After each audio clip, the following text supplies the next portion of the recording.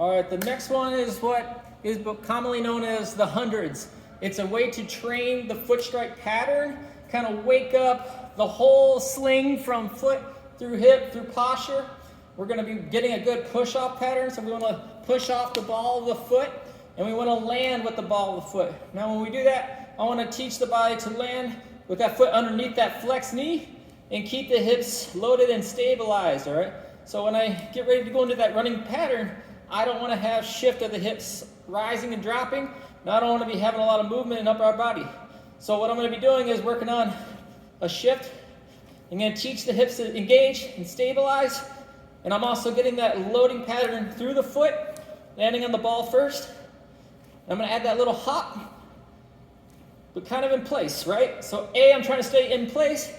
B, I'm trying to load through the ball of the foot well, getting a nice quick return off the ground, but always trying to keep the hips engaged and waking up. So this way we're getting multiple muscle groups involved. We're getting nervous system firing, contracting, stabilizing. We're keeping the hips steady and loaded, and we're actually going to start to increase the respiratory rate, get the heart rate going.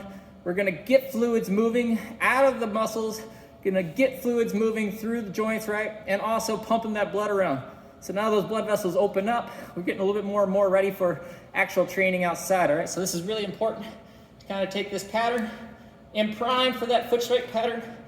And I like to keep the hands close to the heart and even oscillate that contralateral pattern, right? So, you know, at first, you may find yourself just kind of patching together an arm with a leg. It would be good to eventually match the opposites to talk, because when we run, we do run with the opposite hand talking to the other ankle, okay? So you wanna make sure you try to tune into that once you kind of got used to the initial balancing and landing phase of the alternate feet. All right, go get it, go. Try to get 100.